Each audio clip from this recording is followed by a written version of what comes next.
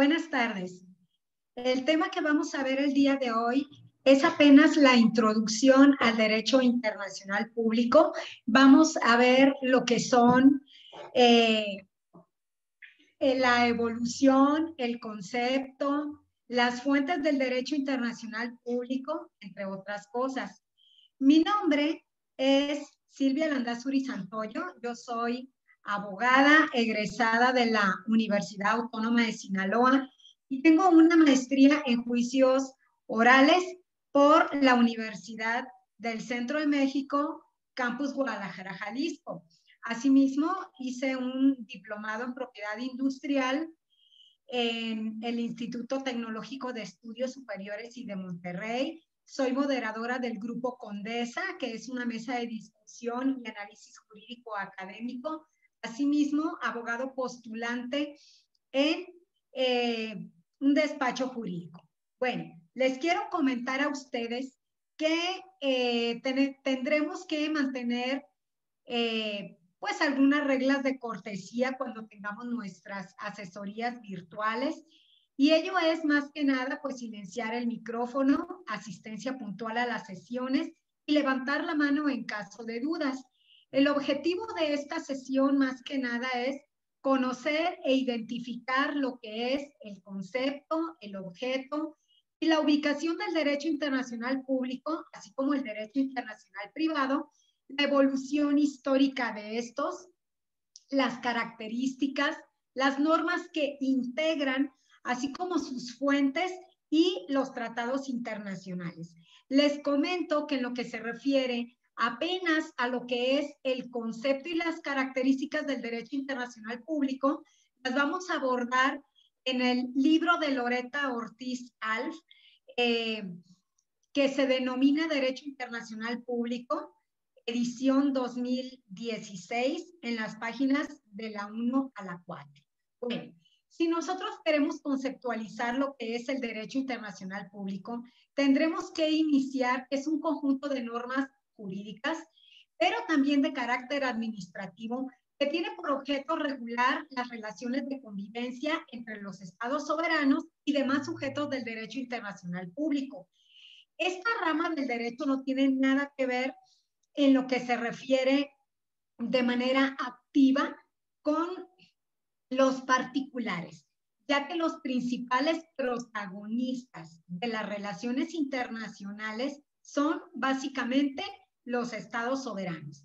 Las características de este concepto son las siguientes. El derecho internacional público es un conjunto de principios y normas jurídicas que son de carácter extraterritorial. ¿Qué quiere decir esto? Que son normas fuera del Estado. Son normas que elaboran en un momento determinado los estados soberanos a través de sus representantes diplomáticos, como lo puede ser en primer orden el jefe de Estado, que en nuestro país, México, viene siendo el presidente de la República. Asimismo, estos principios y estas normas jurídicas están contenidas en lo que nosotros conocemos como los tratados internacionales. Cuando escuchamos esta denominación, nos estamos refiriendo a normas extraterritoriales que integran el marco jurídico del derecho internacional público. Esta rama del derecho tiene por objeto, como ya lo mencioné, regular las relaciones internacionales entre los estados soberanos. Aquí la participación que tienen los individuos básicamente es la de representar el Estado, por lo que los sujetos del derecho internacional básicamente son personas morales de carácter público. El propósito y la función del derecho internacional público viene siendo, en primer lugar, el mantenimiento de la paz y seguridad internacionales. En segundo lugar, la promoción y salvaguarda de los derechos humanos. Número 3, la cooperación internacional para el desarrollo de las naciones. Y bueno, dentro de esta rama del derecho internacional, lo que se perseguía anteriormente básicamente era la paz y la seguridad internacionales, es decir, que en el mundo no existieran guerras y que los estados o los países pudieran convivir en la comunidad internacional de manera pacífica y manteniendo relaciones diplomáticas básicamente para promocionar el desarrollo en todos los ámbitos, ya sea político, económico, social, de todos los países del mundo, para eliminar algunas cuestiones negativas como son básicamente la pobreza y la falta de oportunidades de los ciudadanos de los diferentes países del mundo. ¿Sí? Bueno, de últimas fechas para acá, el derecho internacional público moderno ha incluido lo que es el tema de los derechos humanos, es decir, el respeto irrestricto a este tipo de derechos fundamentales de las personas. Y para ello se deben de colaborar todos los estados del mundo a través de las organizaciones internacionales, principalmente la Organización de las Naciones Unidas, para erradicar básicamente la violación a los derechos humanos fundamentales como son la vida, las libertades de todo tipo y de esta manera que el mundo sea un buen lugar para vivir, ¿sí? A esta noción del derecho internacional público se le ha conocido a través de la historia de diversas denominaciones. Uno es como el derecho diplomático. ¿Por qué? Porque, como ya vimos, una de las funciones principales que tiene el derecho internacional es la relación de convivencia entre las naciones a través de sus órganos de representación. En primer lugar, el jefe de Estado, el secretario de Relaciones Internacionales o Exteriores, que actúa bajo la instrucción del presidente de la República, y luego el secretario de Relaciones Exteriores, que instruye a sus agentes diplomáticos y agentes consulares, que son los que fomentan las relaciones internacionales de los países en el extranjero. También se le conoce como el derecho de las naciones, porque el derecho internacional público no se crea para regular relaciones entre los particulares, como pueden ser los individuos o como pueden ser inclusive las empresas transnacionales. Esto no lo regula el derecho internacional público, lo regula otra rama del derecho que es el derecho internacional privado, ¿sí? Entonces, cuando nosotros hablamos de aspectos como las relaciones internacionales, esa convivencia entre los países, estamos hablando del derecho internacional público y por eso se le conoce como el derecho de las naciones. Si lo que estamos regulando son relaciones que tienen que ver con la nacionalidad o que tienen que ver con la extranjería o que tienen que ver con los conflictos de leyes o los conflictos de competencia judicial que integran el tráfico jurídico internacional, así como la actividad de las transnacionales en otros países, entonces estamos hablando del derecho internacional privado. ¿Sí? Al derecho internacional público también se le conoce como el derecho de las organizaciones internacionales, porque así como los seres humanos hacemos equipo y formamos asociaciones para un fin lícito determinado, bueno, pues resulta que los estados soberanos también forman organizaciones internacionales que promueven la cooperación internacional en materia de salud, en materia de turismo, en materia de aviación internacional, en materia marítima, en materia de derechos humanos, por supuesto, y demás aspectos que regulan en un momento determinado la cooperación internacional entre las naciones. Si quisiéramos abordar cuáles son las características de las normas que integran el derecho internacional público, tenemos que abordar el hecho de que estas normas son de carácter público, y son normas que no dependen del Poder Judicial, por lo que son normas de carácter administrativo o ejecutivo, porque quienes las proponen, quienes las negocian y quienes las aprueban son los mismos estados soberanos a través de sus jefes de Estado. ¿Sí? En cuanto a los órganos legislativos que tienen la tarea de alguna manera de crear este tipo de normas, ¿sí? Tengo que decirles que no hay un parlamento internacional, no hay un congreso internacional que se dedique a crear este tipo de normas, sino que son los mismos estados soberanos quienes se integran, ¿sí? De manera bilateral, de manera zonal o de manera general, crean asambleas, conferencias, en donde se reúnen los delegados de todas las naciones del mundo, ¿sí? Para crear normas de derecho internacional. ¿Cuáles son estos órganos o estos lugares, sede, donde se proponen, donde se negocian, donde se discuten y en un momento determinado aprueban las normas del derecho internacional público? Pues en primer lugar, la Asamblea General de las Naciones Unidas, que engloba a todos los países de la comunidad internacional. Déjenme mencionarles que cada país está representado en la Asamblea General de Naciones Unidas por 5 delegados propietarios y 5 delegados suplentes.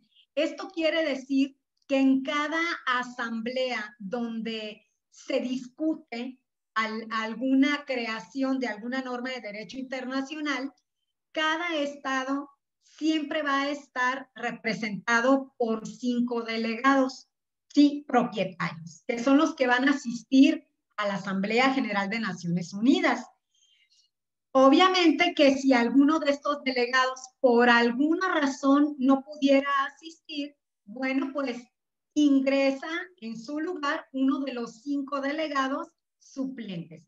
Así pues, si los 5 delegados propietarios llegaran a enfermar o a no poder asistir a una asamblea por alguna situación, no hay ningún problema porque entonces asistirían los 5 delegados suplentes, lo cual está relativamente pues muy difícil, ¿no?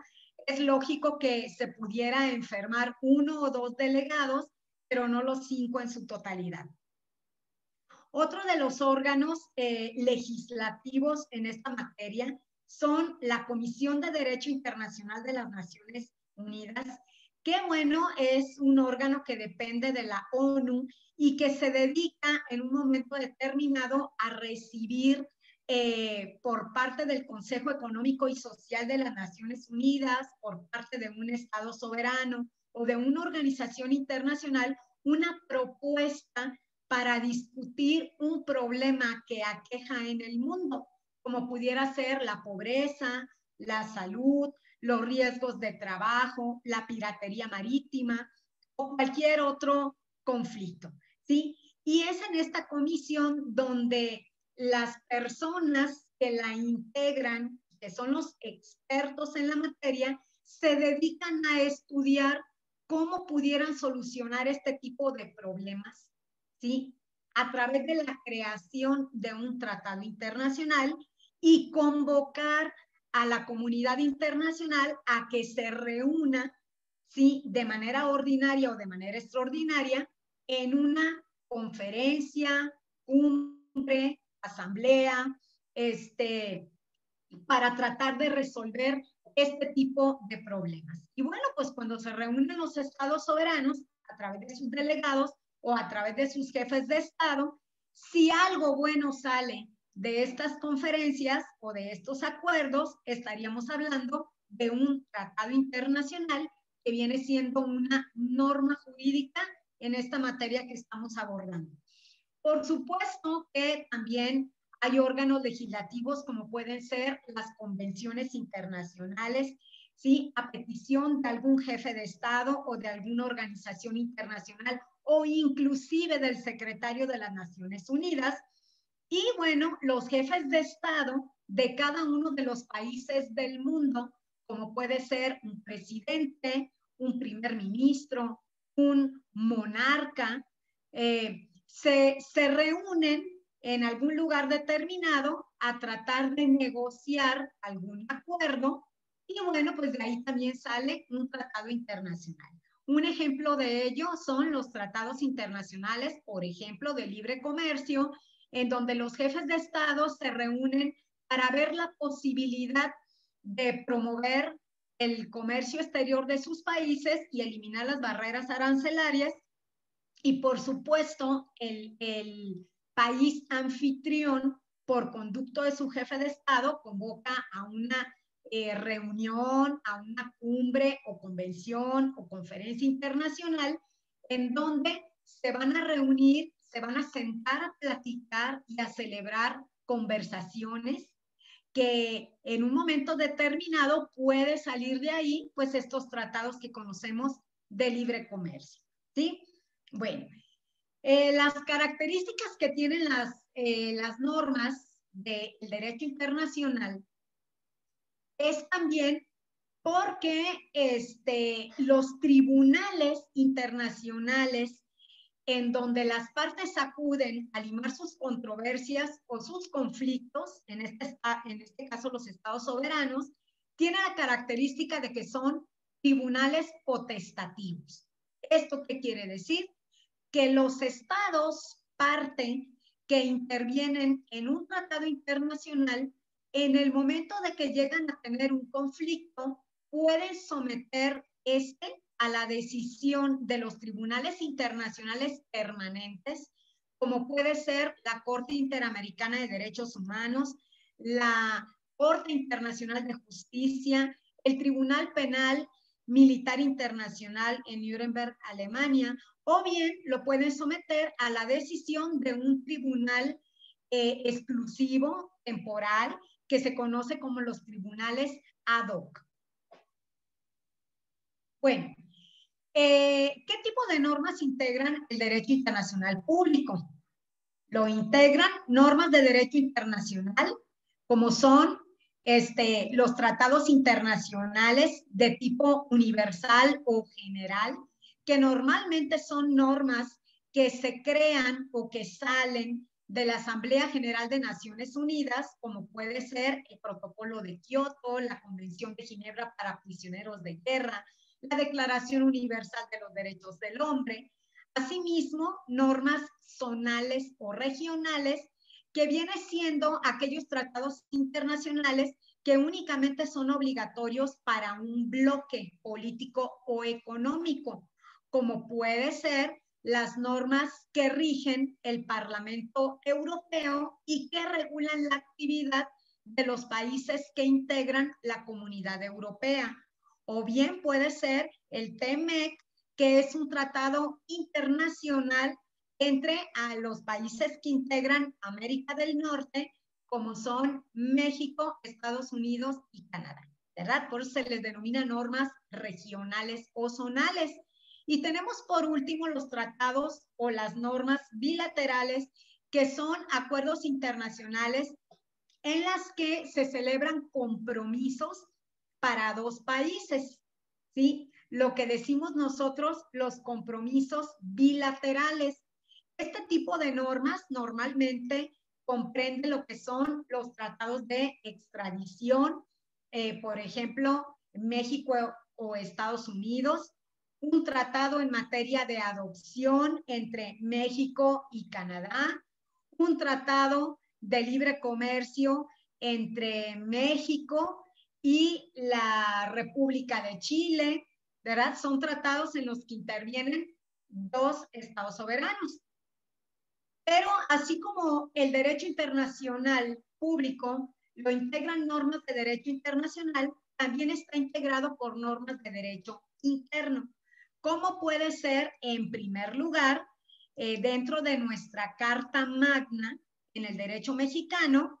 Bueno, pues el artículo 89 fracción 10 de la Constitución Política de los Estados Unidos Mexicanos, es, se pudiera decir, el precepto constitucional de donde emana y donde deriva el tratado, ¿verdad? O mejor dicho, el derecho internacional en el sistema jurídico mexicano. ¿Por qué?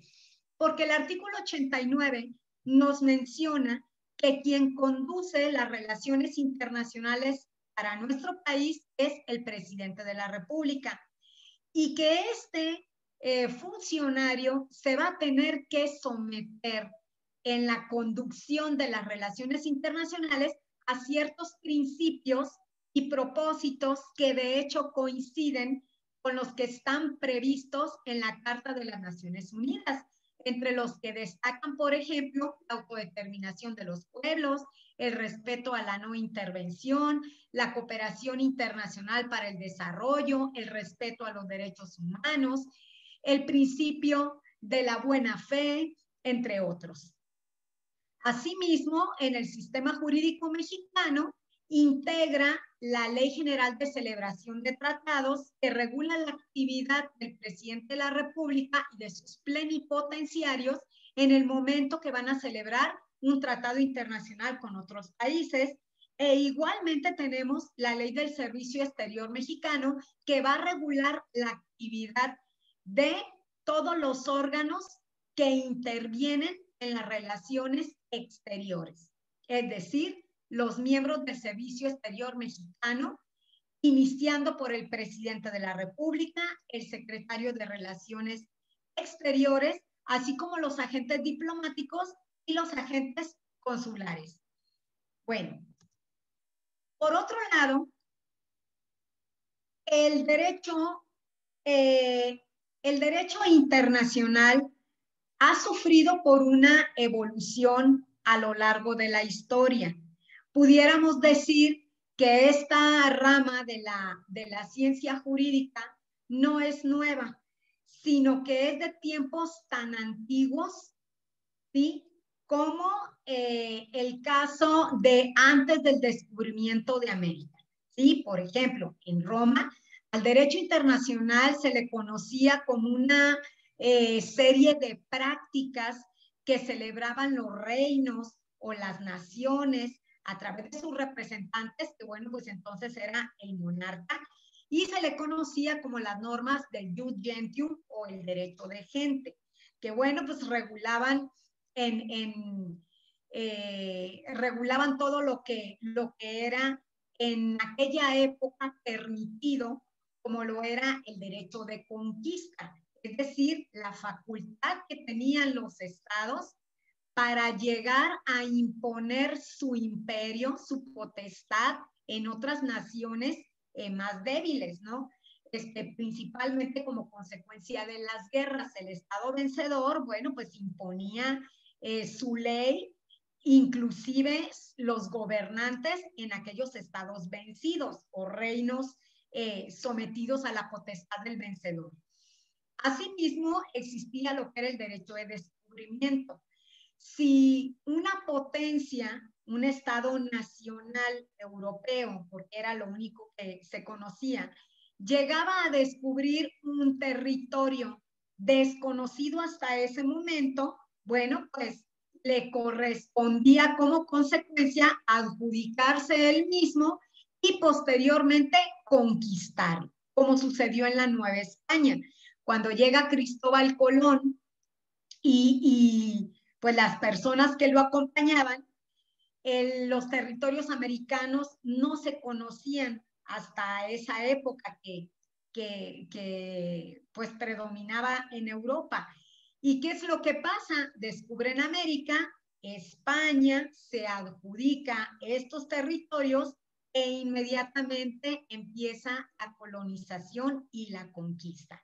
Nos imponen el idioma castellano, nos imponen la religión católica, nos imponen a un virrey, era una persona que venía de España, nombrada por el monarca, y pues que era quien iba a gobernar los territorios hasta ese momento descubiertos. Y lo mismo pasó con Brasil, con Estados Unidos, que fue colonizado por los ingleses, ¿sí? Y demás, se pudiera decir colonias en África, en Asia, en Oceanía y el Caribe. Bueno, asimismo existía otra ley en lo que se refiere a los prisioneros de guerra.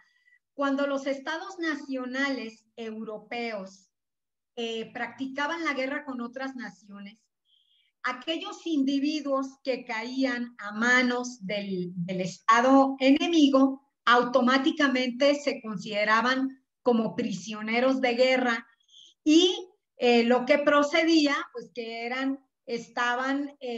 quedaban a propiedad, en este caso, pues de la persona que los capturaba y posteriormente eran vendidos en el mercado de esclavos. ¿Sí? Eran personas que se consideraban como un botín de guerra y se tenía la facultad para someterlos a la esclavitud. Más adelante, durante la época del Renacimiento, surgen los estados nacionales y bueno, se empieza a hablar apenas de lo que era el derecho de las naciones, que bueno, pues en la actualidad es lo que nosotros conocemos como el derecho internacional público.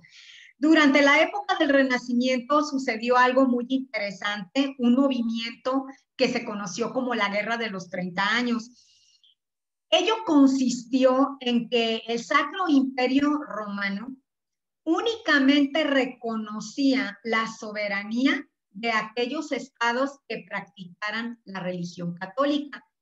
Posteriormente, en 1648, se pone fin a esta guerra de los 30 años con lo que se conoce como la Paz de Westfalia, que fue un acuerdo internacional en la que los estados confirman y reconocen el principio de la soberanía territorial.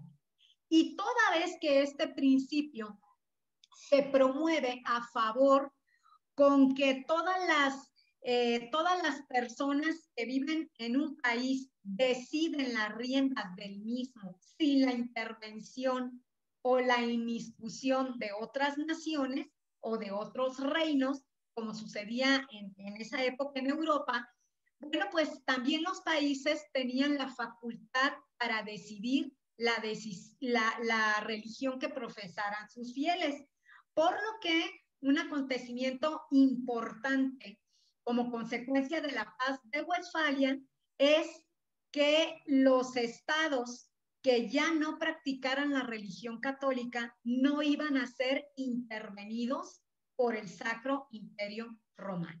¿Sí? Entonces, en ese momento se empieza a convivir en la comunidad internacional las naciones católicas, las naciones protestantes, las naciones musulmanas de manera pacífica y con respeto. Empieza a haber una buena convivencia entre los pueblos en la comunidad internacional.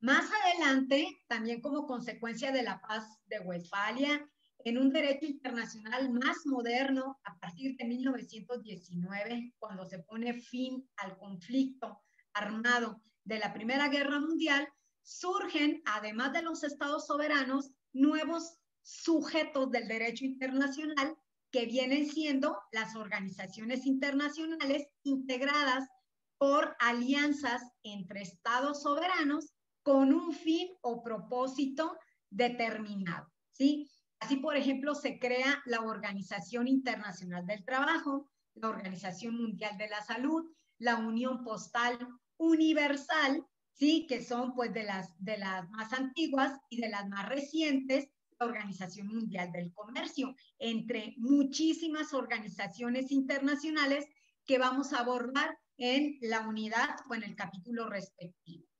Bueno, después de la Paz de Westfalia, un acontecimiento interesante es la Revolución Francesa, que abarca los periodos de 1789 a 1779, que fue un momento en el que aumentan las relaciones diplomáticas entre los países, se empiezan a fomentar los tratados en materia mercantil.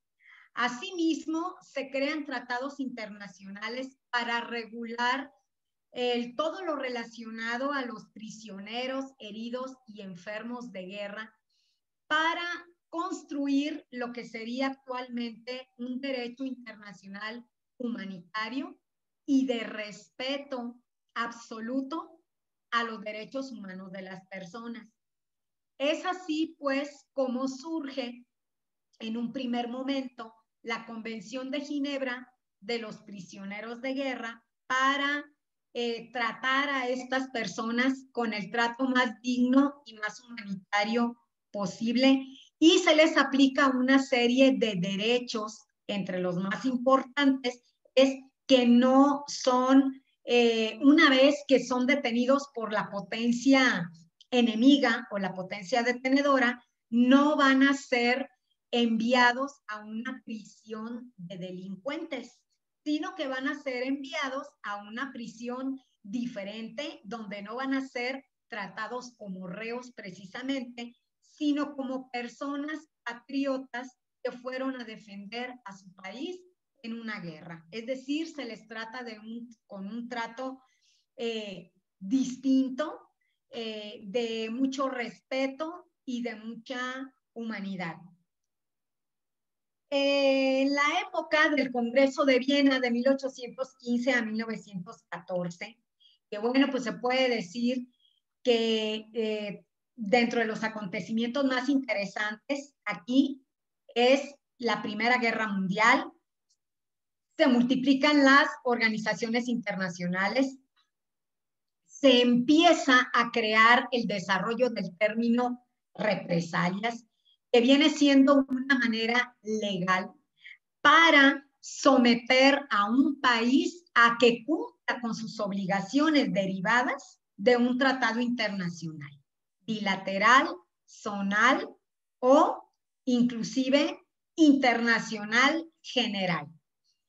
Por supuesto que un acontecimiento muy importante en esa época fue la abolición de la esclavitud en todo el mundo. Surge un régimen de navegación en ríos internacionales y existe una cantidad de tratados internacionales que empiezan a celebrar los países, ¿sí? Tratados generales, que se discuten y se crean en la Asamblea General de Naciones Unidas, tratados regionales, como ya lo comenté, que bueno, pues aplica para los países que pertenecen a un bloque económico, político, social, de carácter territorial, y los tratados internacionales bilaterales, que bueno, pues son acuerdos de voluntades entre dos países para una cooperación en materia de extradición de reos, traslado de reos sentenciados al penal de su origen, tratados en materia de adopción, tratados en materia de reconocimiento y ejecución de sentencias y otros temas por ahí que exigen la cooperación internacional entre los estados. En 1919, a través del Tratado de Versalles, que pone fin al conflicto de la Primera Guerra Mundial, se crea una primera organización capaz de garantizar la paz y seguridad internacionales, que viene siendo la Sociedad de Naciones, que fue la primera organización internacional antes de la ONU. El propósito de la Sociedad de Naciones, principalmente, fue evitar que en el futuro se desencadenara una Segunda Guerra Mundial. El problema, bueno, pues ya sabemos que ocurrió una Segunda Guerra Mundial y bueno, pues ello puso en evidencia la falta de autoridad y el fracaso de la Sociedad de Naciones, por lo que tuvo que desaparecer en 1945 y se crea en su lugar lo que actualmente conocemos como la Organización de las Naciones Unidas, que tiene su sede en la ciudad de Nueva York, en Estados Unidos de Norteamérica. Proliferan las organizaciones internacionales. De las más importantes fue la Organización Internacional del Trabajo Y el 27 de julio de 1929 se celebra la tercera Convención de Ginebra sobre el debido tratamiento a los prisioneros de guerra. Bueno, el derecho internacional moderno está marcado por varios documentos y varios acontecimientos. En primer lugar, como ya se los mencioné, en 1945 se crea la Organización de las Naciones Unidas, cuyo propósito es el mismo que el derecho internacional público: la paz y seguridad internacionales. Las características del derecho internacional de nuestros días es que es un derecho comprometido con la sociedad, por lo que es de carácter social y humanista, protege los derechos humanos de las personas y la autodeterminación de los pueblos, que viene siendo el derecho sagrado que tienen los habitantes o los ciudadanos de un determinado país para decidir de manera libre, independiente, autónoma, su forma de gobierno, elegir a sus gobernantes y crear las normas de convivencia entre los ciudadanos de esos respectivos países. Otra de las características del derecho internacional público es que es institucionalizado. ¿Qué quiere decir esto? Que a partir de la ONU y las organizaciones internacionales se regula el comportamiento de los estados soberanos en su convivencia ordinaria de todos los días, en las cumbres internacionales a las que acuden o en esas asambleas o conferencias bilaterales que tienen los jefes de Estado. Asimismo, se trata de un derecho democrático, ya que contrariamente a lo que se conoce o a lo que se escucha, el derecho internacional público es el derecho de los países poderosos o altamente desarrollados, pues no es así, ya que el derecho internacional público representa los intereses de todos los estados soberanos miembros de la comunidad internacional, independientemente de su régimen político o su situación económica. ¿Qué quiere decir esto? Que en las sesiones de la Asamblea General de las Naciones Unidas, tan válida es la opinión o el voto de uno de los países más pobres del mundo, como lo es Haití, o como Cuba, que es un país comunista, como la opinión de países tan poderosos como Estados Unidos de Norteamérica, como Rusia o como Inglaterra. El derecho internacional público y las fuentes del derecho internacional las podremos nosotros visualizar en una lectura en este libro que yo les recomiendo, de la doctora Loretta Ortiz Alf, en las páginas de la 4 a la 10, la 11, la 12, la 50 a la 53. ¿A qué se refiere esto? Bueno, cuando nosotros hablamos de la relación entre el derecho internacional público y el derecho interno de los estados, existen tres doctrinas que abordan pues este tema, ¿no? Que se refiere básicamente a qué es prioritario, el derecho interno o el derecho internacional, ¿sí? Bueno, pues aquí tenemos tres doctrinas que son la doctrina monista, la doctrina dualista y la tesis conciliadora. La doctrina monista nos dice que el derecho internacional público y el derecho interno de los estados forman un solo sistema jurídico, lo que en ocasiones entre estos dos bloques de derecho, en ocasiones existen relaciones de subordinación. Por ejemplo, hay países que en su constitución, ¿verdad?, prevén que el derecho interno es superior al derecho internacional público, ¿sí? Es decir, que primero se aplica la Constitución o es más importante la norma constitucional que los tratados internacionales. Y estamos hablando de la doctrina monista interna.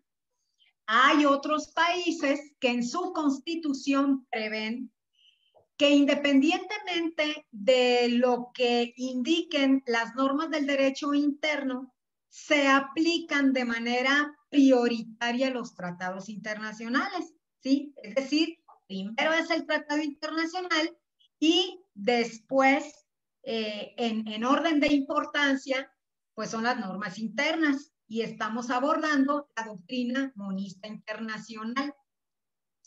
Hay otra doctrina por ahí que es la doctrina dualista, que a diferencia de los monistas, ¿sí? Estos dualistas consideran que las normas del derecho internacional público y las normas del derecho internacional son dos sistemas jurídicos totalmente diferentes y por lo tanto no existe la posibilidad de que hubiera algún tipo de conflicto a la hora de aplicar dichas normas.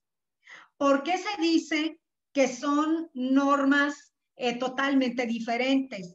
¿Cuál es la teoría de los dualistas? Bueno, pues siguiendo el comentario de la doctrina de la doctora, Loretta Ortiz Alf, ¿sí? Tanto el ámbito personal de validez, espacial, material y temporal de validez de unas y otras normas, pues son diferentes y les voy a explicar por qué. El ámbito personal de validez, por ejemplo, de los tratados internacionales, son los estados soberanos, mientras que el ámbito personal de validez del derecho interno son los ciudadanos.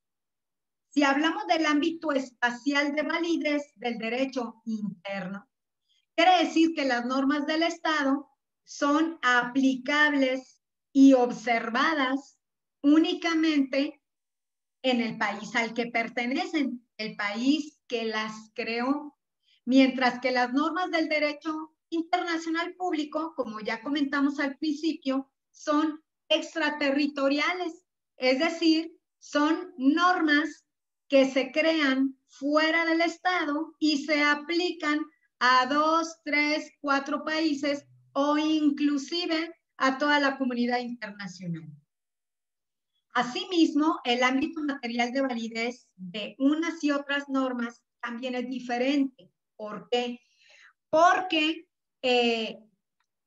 aun cuando el derecho interno y el derecho internacional pudieran considerar normas referente a la extradición, diferente a lo que es el traslado de reos, a los sistemas penitenciarios o principios del sistema penitenciario, en lo que se refiere al comercio, etcétera. Bueno, pues en ocasiones las normas del derecho interno y las normas del derecho internacional varían un tanto entre una y otras. Les voy a poner un ejemplo. En materia de derechos de autor, México tiene una ley que es la Ley Federal de Derechos de Autor, que indica que los derechos de autor de una persona, ¿sí?, son vigentes durante toda la vida del autor y 100 años posteriores a su muerte a través de sus herederos o de sus beneficiarios. Bueno, eso indica la Ley Federal de Derechos de Autor mexicana. A su vez, México pertenece, o mejor dicho, es parte del Tratado de Berna en materia de obras literarias, ¿sí?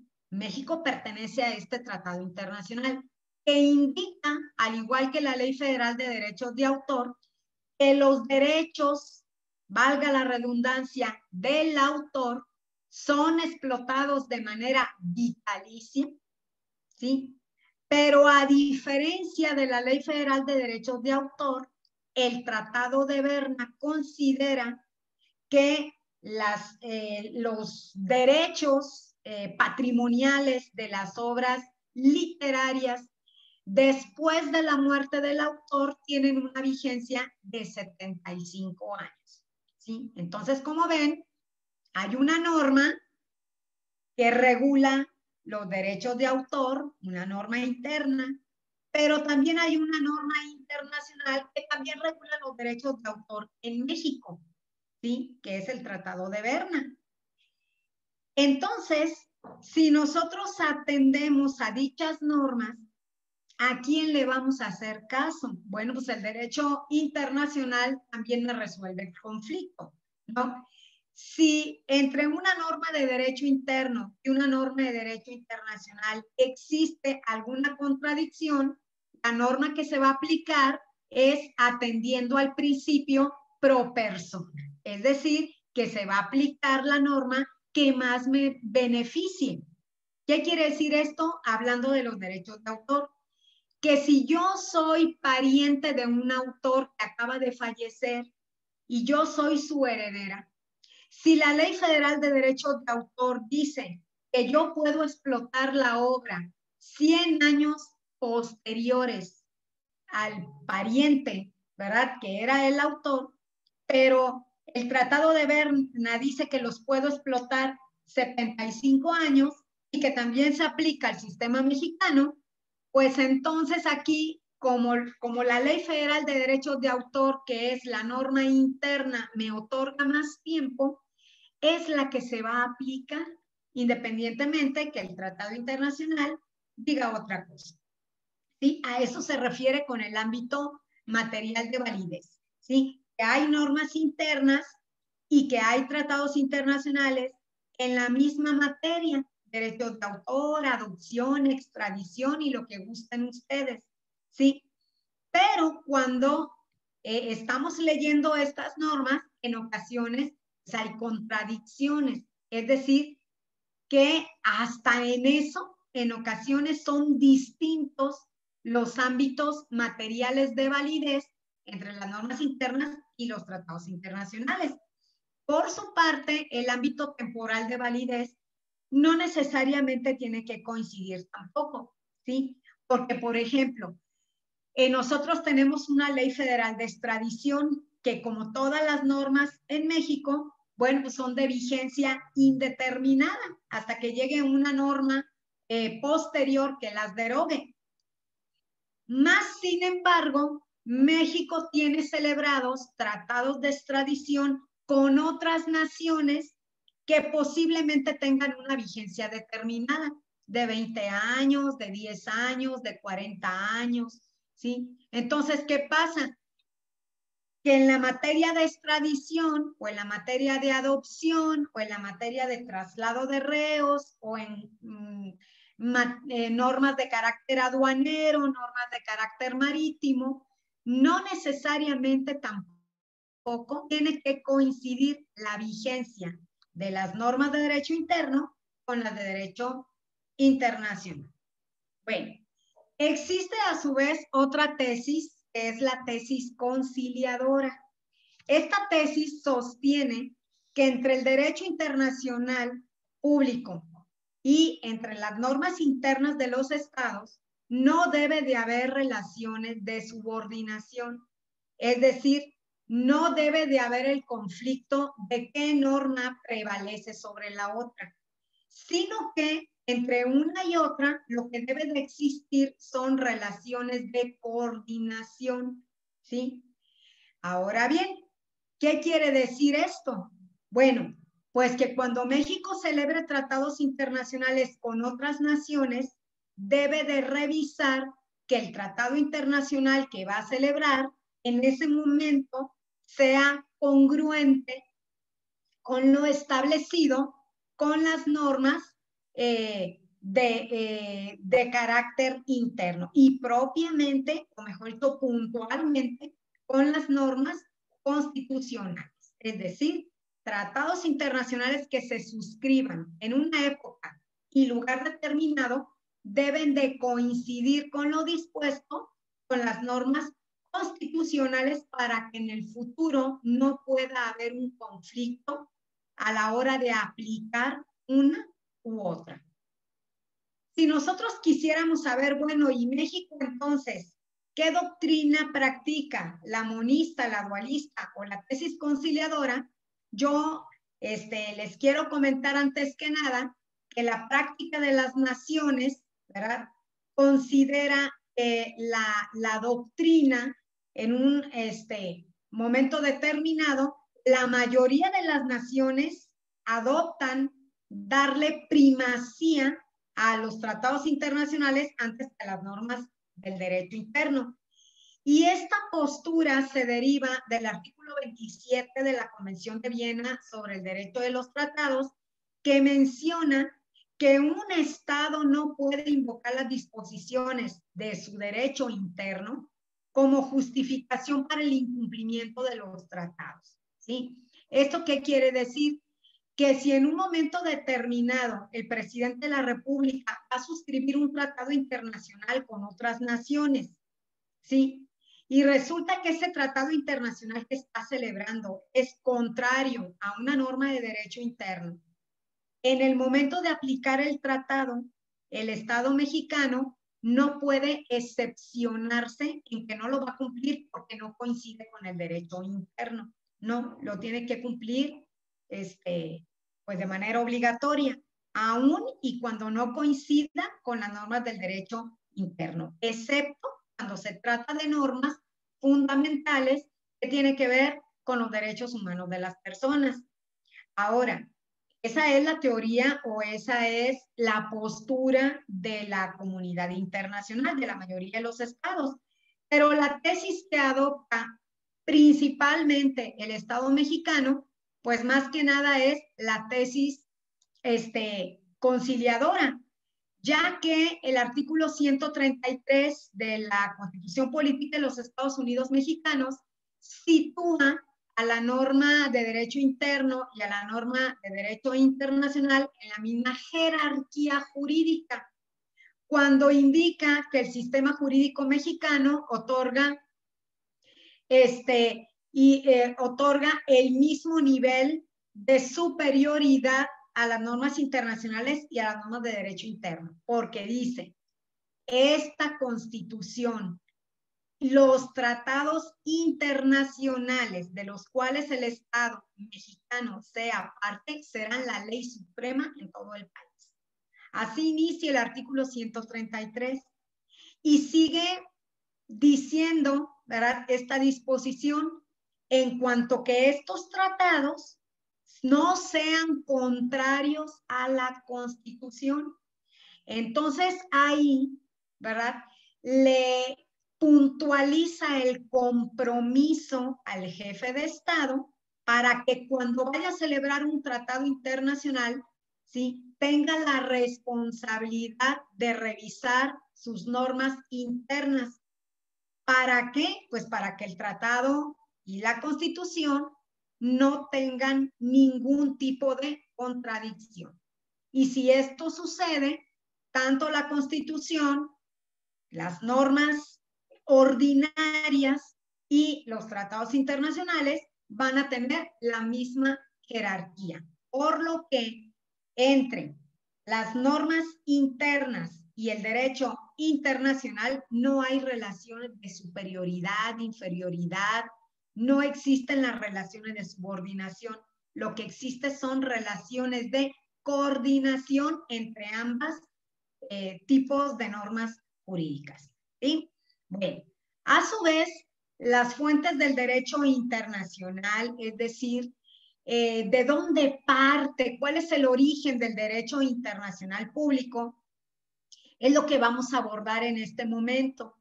La importancia de estas fuentes es porque son de obligada consulta, tanto para el litigante como para el juzgador internacional e interno al emitir sus resoluciones. Entonces, ¿qué es lo que va a consultar? Vamos a suponer un juez de la Corte Internacional de Justicia que tiene frente a sí una demanda derivada de un conflicto internacional. Vamos, Estados Unidos demanda al Estado mexicano por el incumplimiento de un tratado de extradición y lo demanda en la Corte Internacional de Justicia. A la hora de dictar sentencia, los jueces pues van a tener que revisar el derecho. es decir, las fuentes del derecho internacional. Y en este caso, ¿cuál va a ser en lo que se va a basar el juzgador para emitir una resolución o una sentencia? Bueno, tendrá que consultar el tratado internacional que aparentemente se incumplió. A falta de tratado internacional, se va a consultar la costumbre internacional, es decir, esas prácticas o esos principios que se han declarado obligatorios por la comunidad internacional en su conjunto, o esas prácticas internacionales entre los países que precisamente tienen un conflicto. De igual manera, se van a invocar los principios generales del derecho internacional. Y dato curioso, las decisiones judiciales o la jurisprudencia internacional, que no es otra cosa que las sentencias resueltas en los tribunales internacionales. Por lo que los tribunales de esta materia se rigen bajo el sistema de precedentes. Aquí no existe la regla de que tiene que haber 5 sentencias sin oposición. No.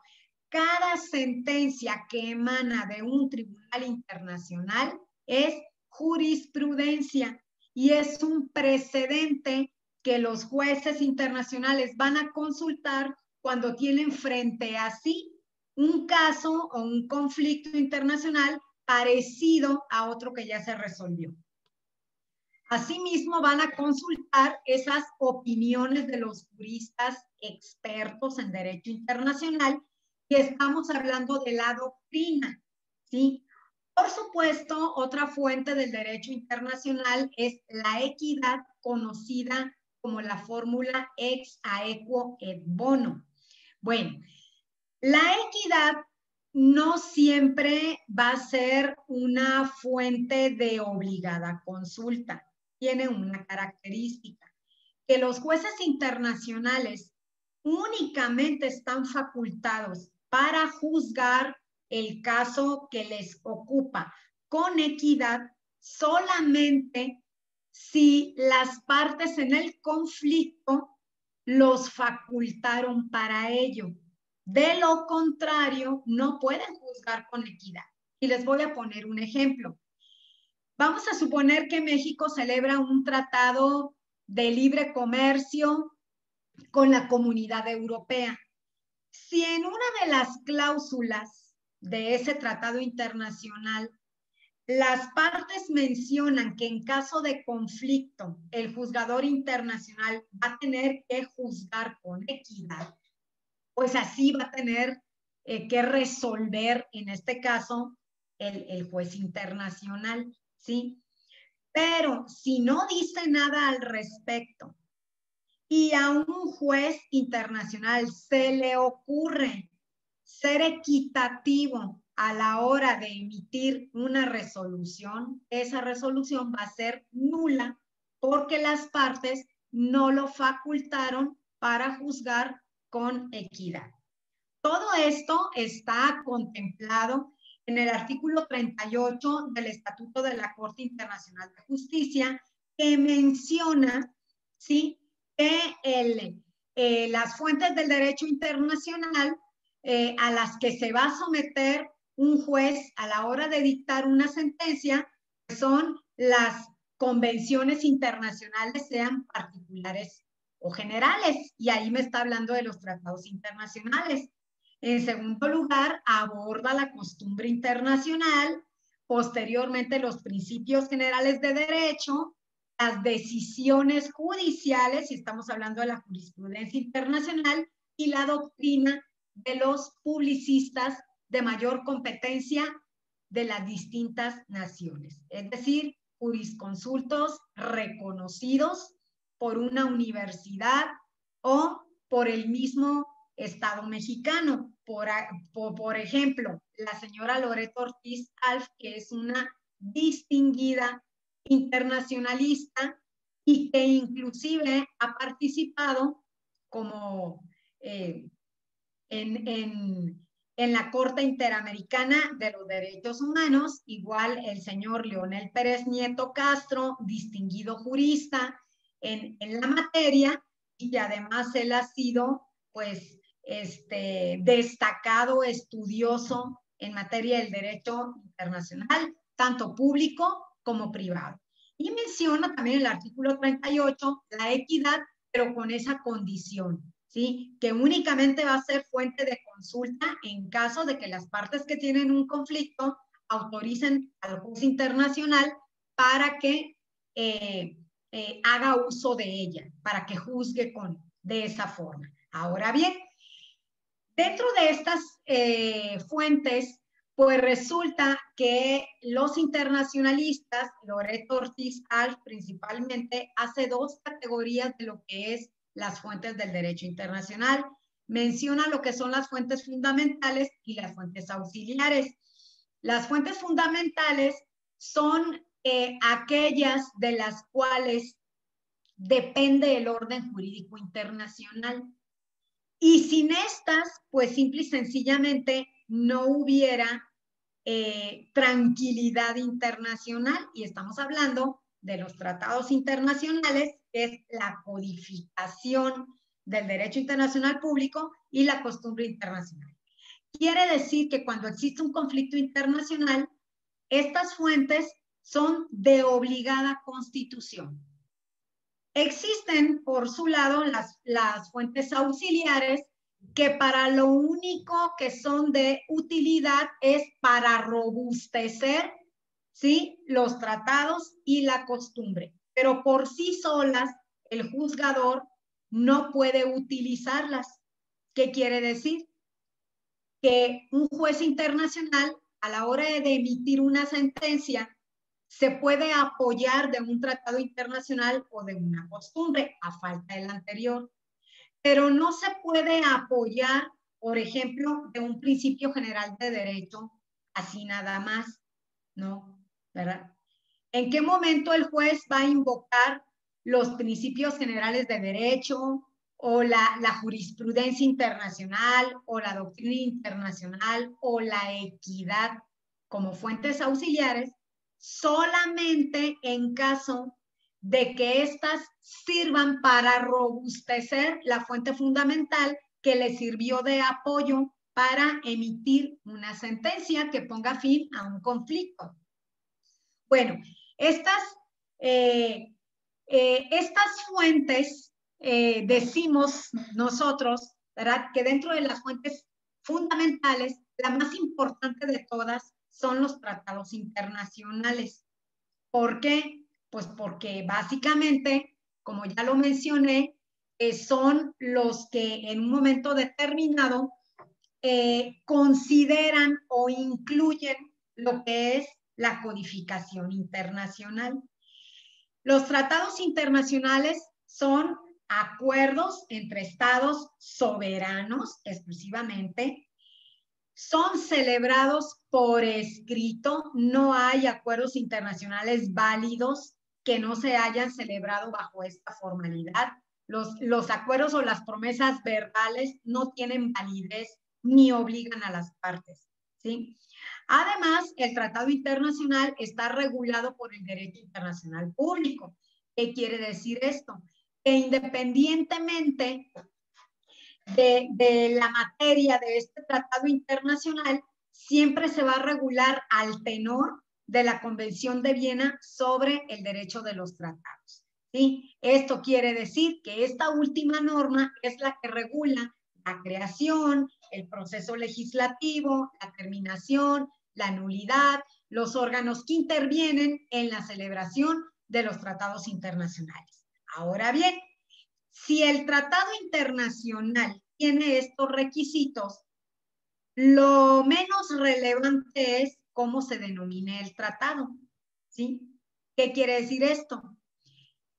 Que si se trata de un acuerdo de voluntades entre estados soberanos, celebrado por escrito y regulado por el derecho internacional público, ¿sí?, se puede denominar tratado internacional, arreglo internacional, pacto, protocolo, estatuto, convención, declaración, pero se trata de un tratado internacional.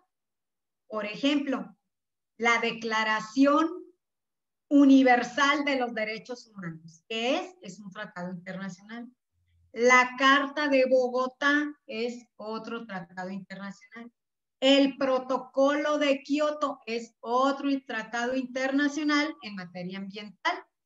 La Convención de Ginebra para los prisioneros de guerra es un tratado internacional. El Pacto Internacional de Derechos Civiles y Políticos es un tratado internacional. Y por supuesto, pues también se puede denominar tratado. ¿Sí? Como el Tratado de Versalles, que bueno, pues le puso fin a la Segunda Guerra Mundial. El Tratado de Libre Comercio entre México y Perú, que es un tratado en materia de libre comercio. ¿Sí? Todos estos tratados, en el momento que se celebran, se tienen que registrar en la Secretaría de Relaciones Exteriores en el ámbito interno. Y en el ámbito internacional se tienen que registrar en la Secretaría de las Naciones Unidas. Posteriormente se tienen que publicar en el Diario Oficial de la Federación, pero también se tienen que publicar en el boletín de la Organización de las Naciones Unidas, y el encargado de llevar a cabo esta publicación en el boletín, pues es precisamente el secretario de las Naciones Unidas.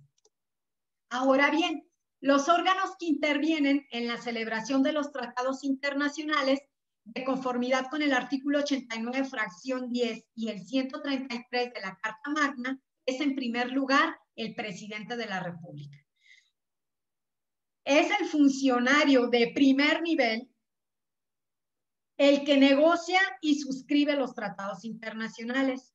Obvio es que cuando el presidente de la República desconoce la materia o no puede asistir a la cumbre internacional o a la conferencia internacional donde se va a celebrar a cabo las conversaciones para la celebración del tratado, bueno, pues manda a un funcionario de su confianza, que puede ser el secretario de Relaciones Exteriores o cualquier otro funcionario en la materia, digno de las confianzas del presidente, y a este funcionario se le va a dar el nombre de plenipotenciario, que cuando se presente a la reunión va a llevar un documento que se denomina pleno poder y que lo va a facultar por parte del presidente de la República para celebrar conversaciones y hasta suscribir un tratado internacional que posteriormente va a validar el presidente de la República y posteriormente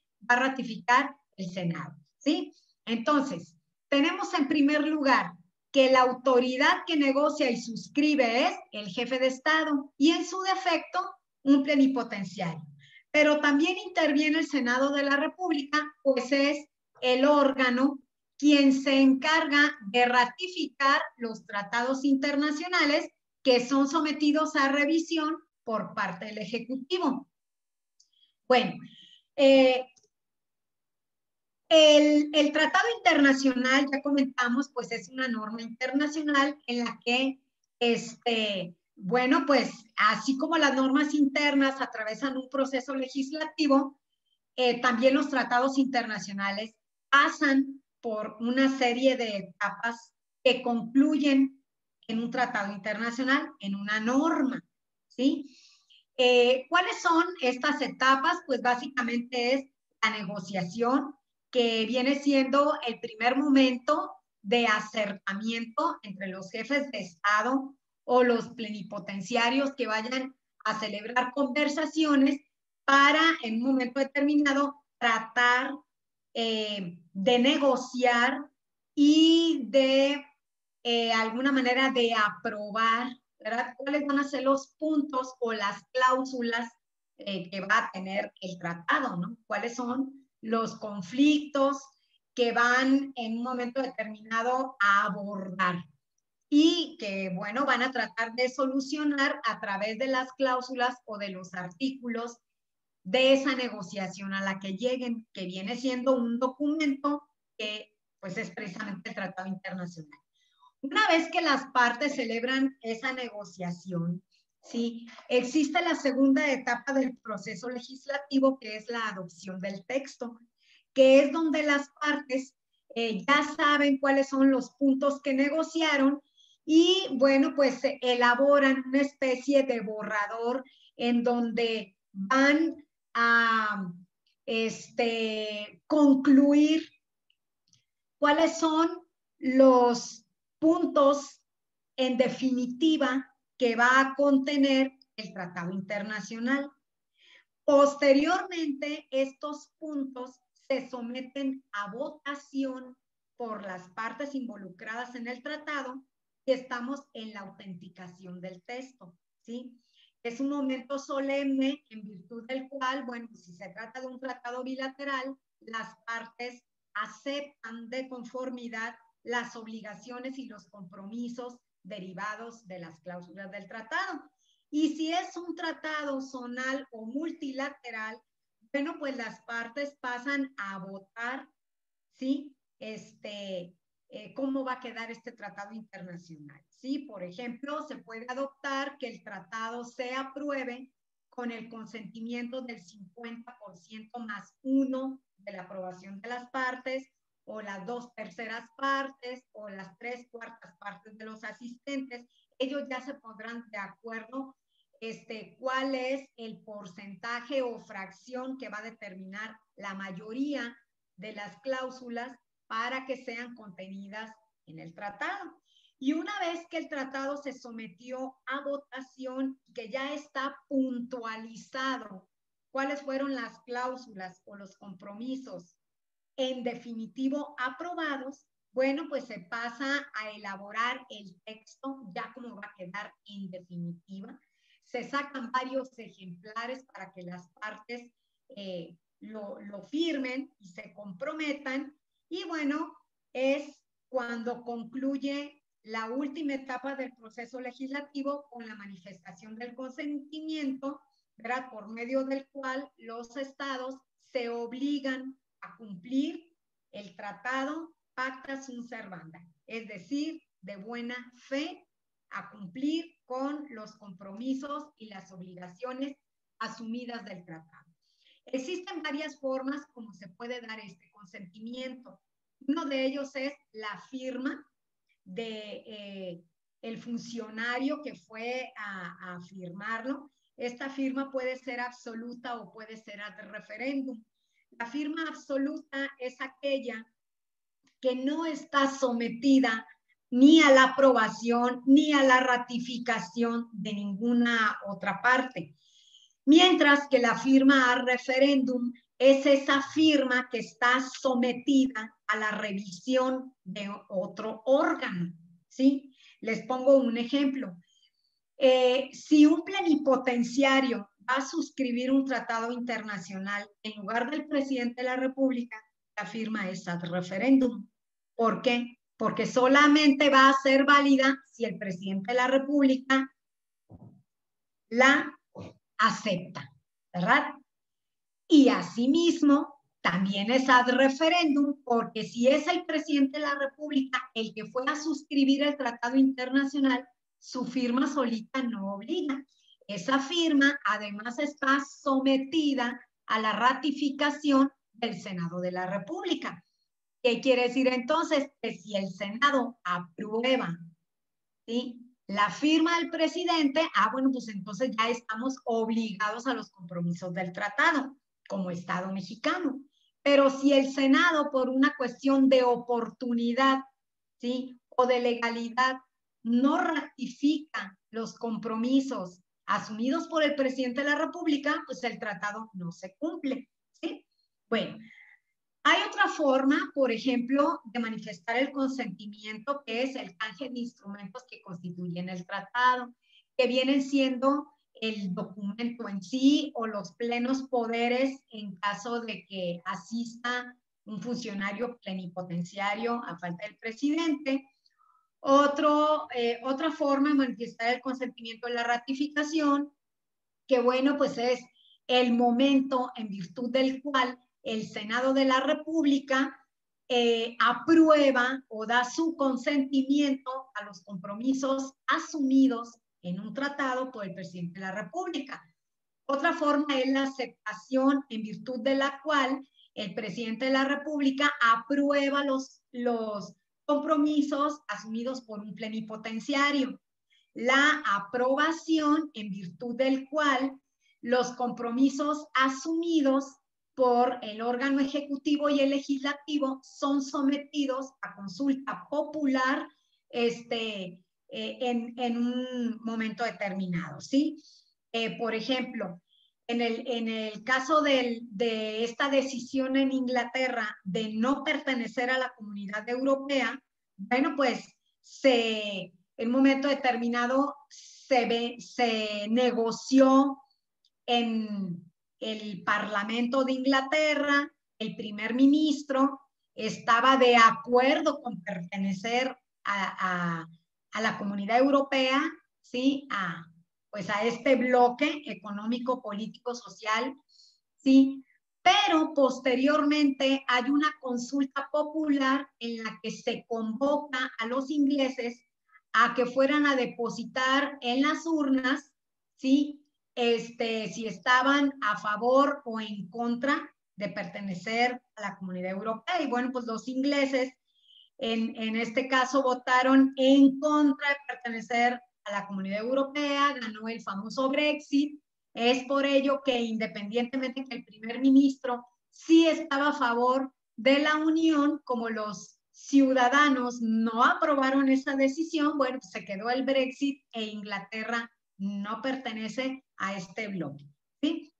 Bueno, y otra más es la adhesión, que es un acto en virtud del cual un país que no pertenecía o que no era miembro de un tratado internacional, de manera voluntaria decide en un momento determinado pertenecer o formar parte de los acuerdos de un tratado internacional. Sí, les voy a poner un ejemplo. Por ejemplo, que hubiera un tratado de libre comercio entre México y Guatemala, ¿sí? Y que en un momento determinado Belice, por ser frontera con ambos países, decidiera unirse a las disposiciones del tratado, que en un momento determinado decidiera que se le aplicaran esos artículos o esas disposiciones. Entonces, lo que haría Belice es un acto de adhesión al tratado internacional al que pertenecen México y Belice. Y lo que pudiera pasar en un momento determinado es que hasta le cambiaran el nombre al tratado, ¿verdad? Que se pudiera por ahí modificar la denominación. Ahora bien, en los tratados internacionales también se puede prever que a uno de los estados, sobre todo en el caso de los tratados multilaterales, a uno de los estados que forman parte del tratado se le apliquen ciertas reservas.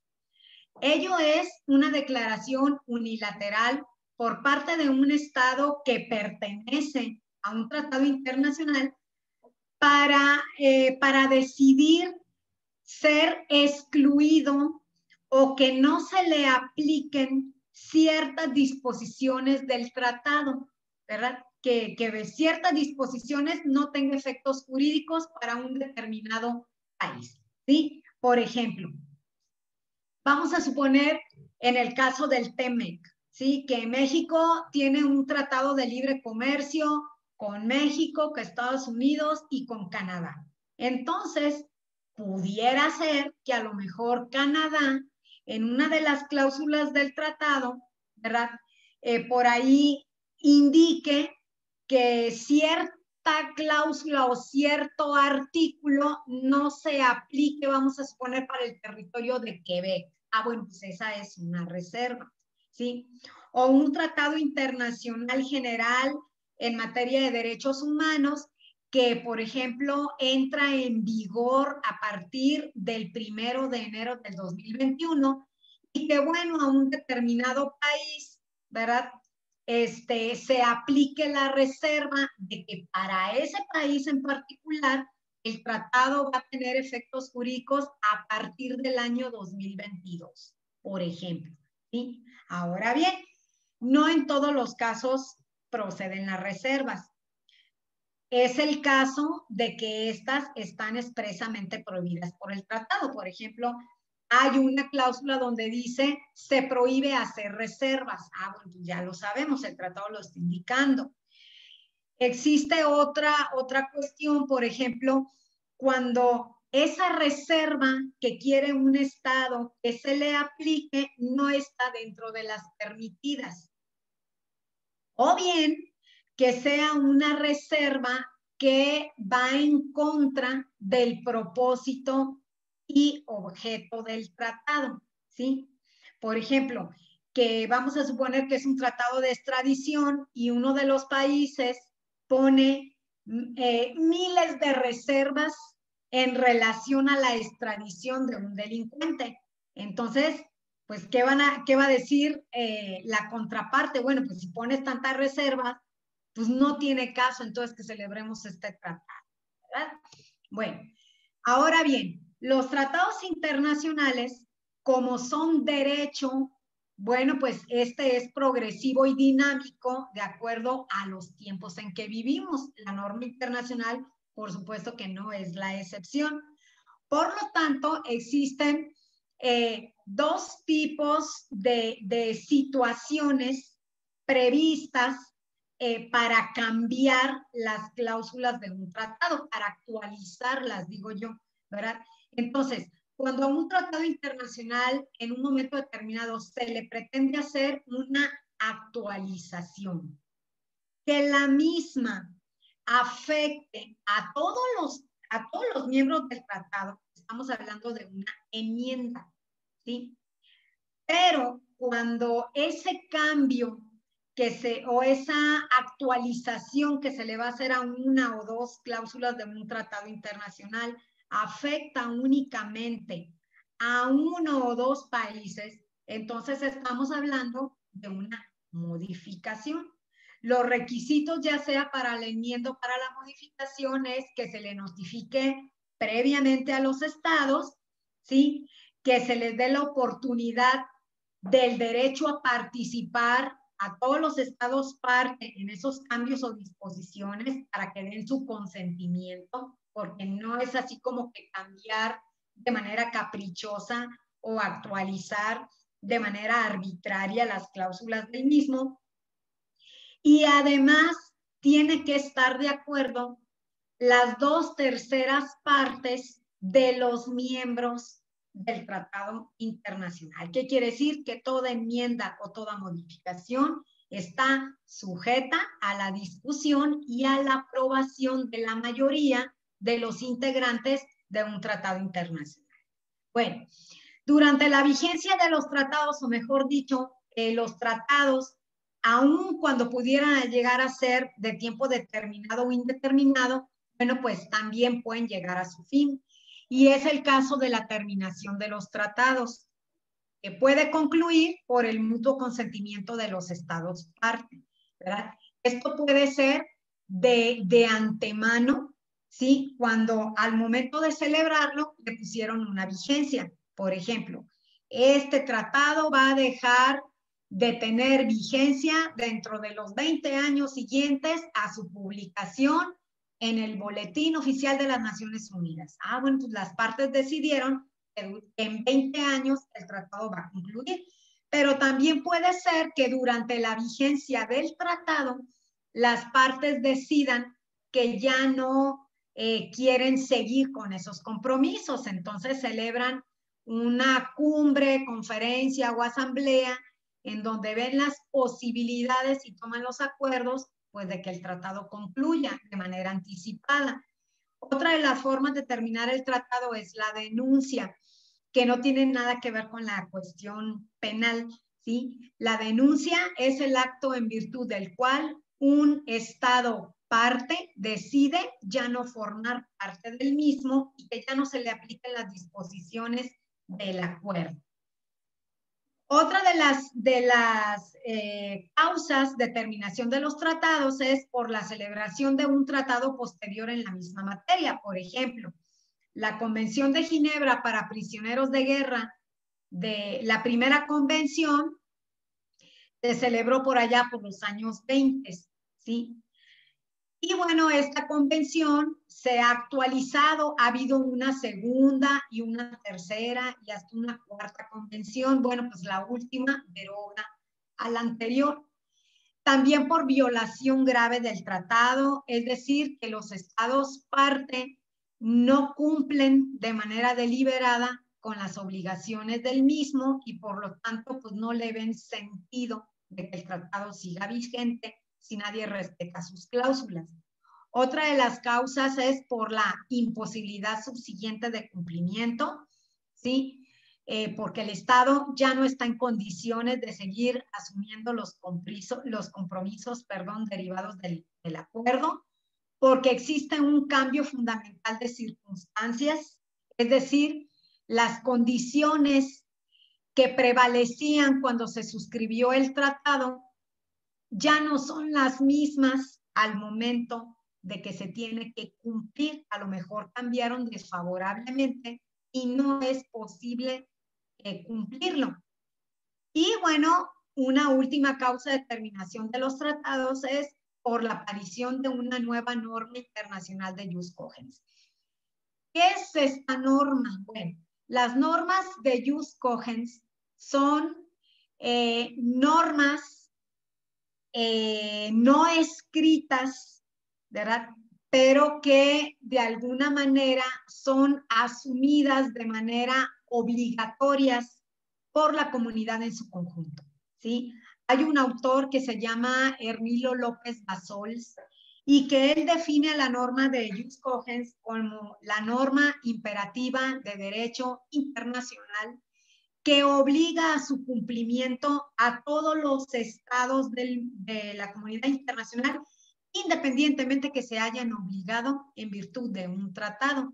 Y se trata de normas fundamentales como los derechos humanos. Por ejemplo, todas las convenciones en materia de derechos humanos, y estamos hablando de valga la redundancia, la Convención Interamericana de Derechos Humanos, el Pacto Internacional de Derechos Civiles y Políticos, la Declaración Universal de los Derechos del Hombre, Declaración Universal de los Derechos del Niño, Protocolo de Kioto en materia ambiental, Convención do Pará para proteger y para proteger y prohibir la violencia contra las mujeres, ¿sí? Bueno, pues son normas de jus cogens. ¿Y esto qué quiere decir? Que al ser normas que tienen que ver con la preservación de un medio ambiente sano, normas que tienen que ver con la preservación y el derecho humano de las personas, todos los países de la comunidad internacional las tienen que respetar aún y cuando no hayan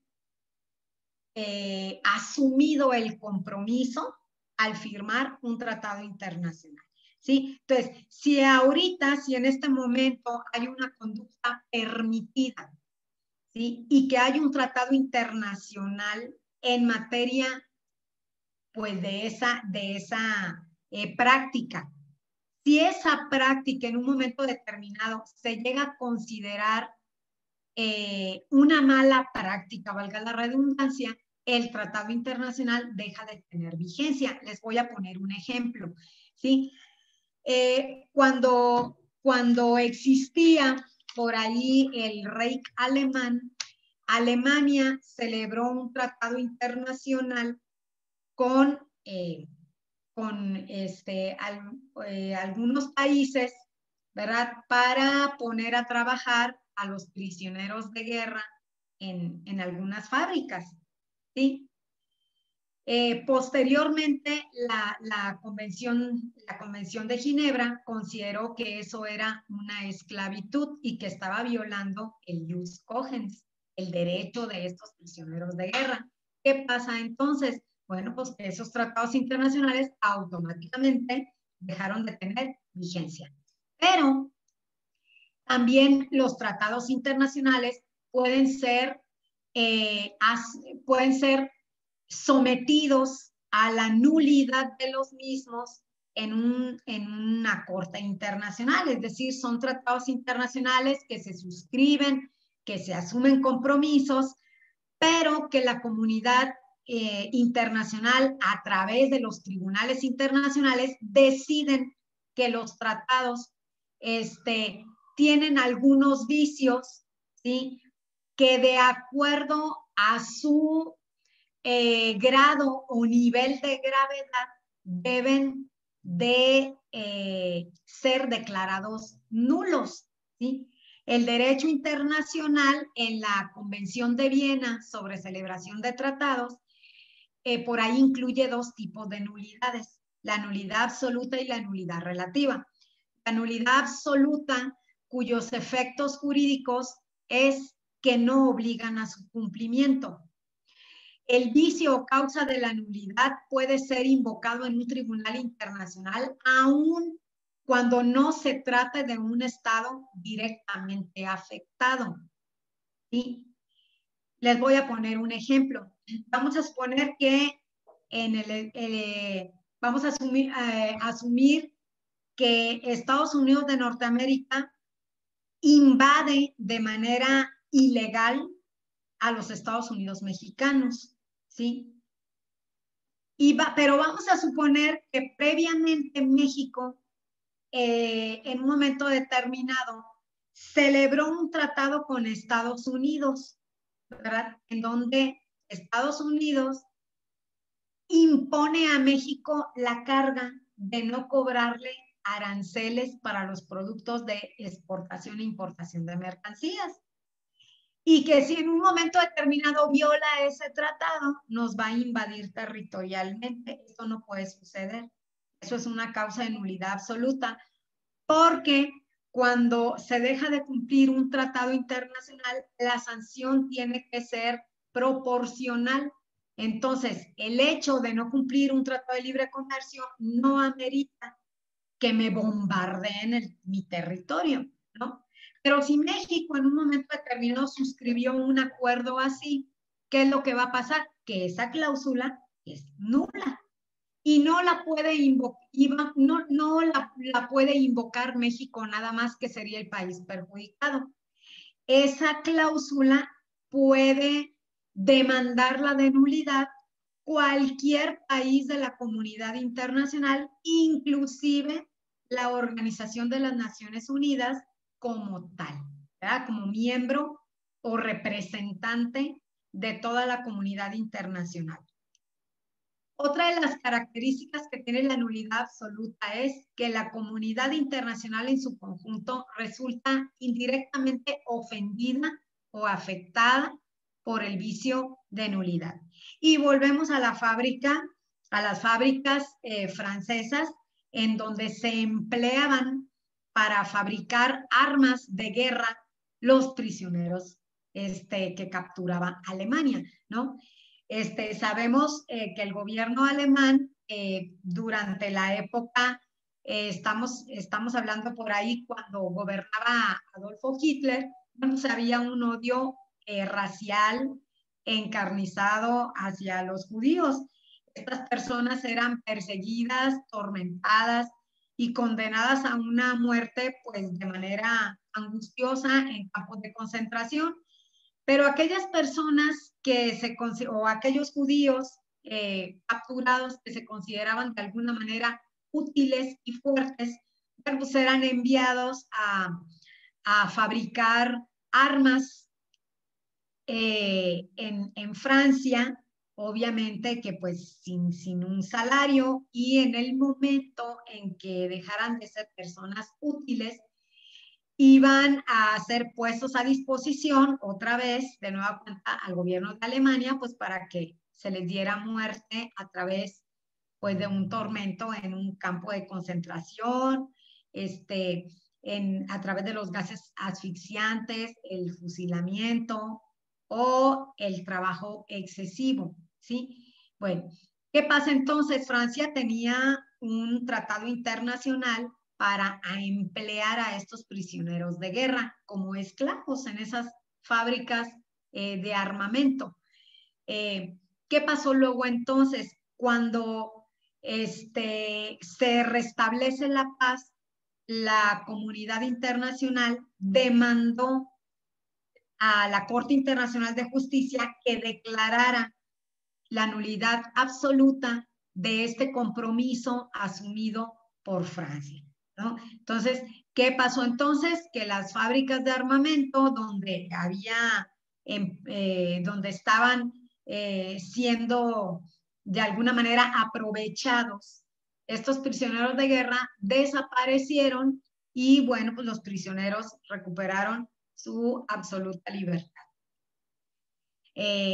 Y hay otro tipo de nulidad, como es la nulidad relativa, que también se le conoce como anulabilidad, que tiene la característica que el tratado internacional tiene un vicio leve, no es un tratado internacional perfecto, por lo que aun cuando tiene un nivel de imperfección o está viciado, sí produce efectos jurídicos. ¿Sí? Esa es la relevancia, que aun cuando es un tratado imperfecto es obligatorio entre las partes, hasta en tanto la parte perjudicada acude a un tribunal internacional para que éste declare el vicio del tratado, lo declare nulo, ¿sí? Y releve de su compromiso a la parte perjudicada por el mismo, ¿sí? Otra de las características es que ese vicio únicamente puede ser invocado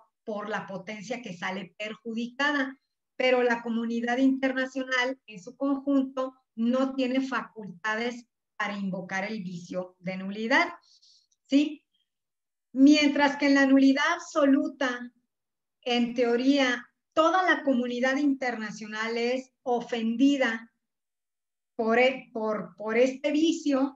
En el caso de la nulidad relativa, únicamente afecta a una de las partes.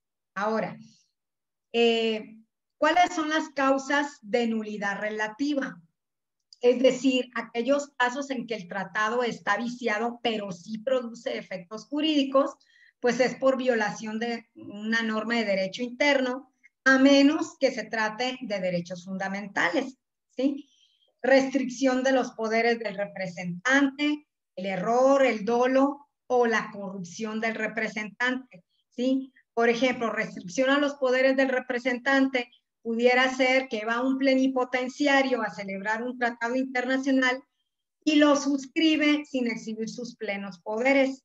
Pues resulta que el tratado sí produce efectos jurídicos si es que el Estado en un momento determinado no advirtió a su contraparte de que esa firma era ad referendum, ¿verdad? O si no se conocía la práctica internacional entre las naciones.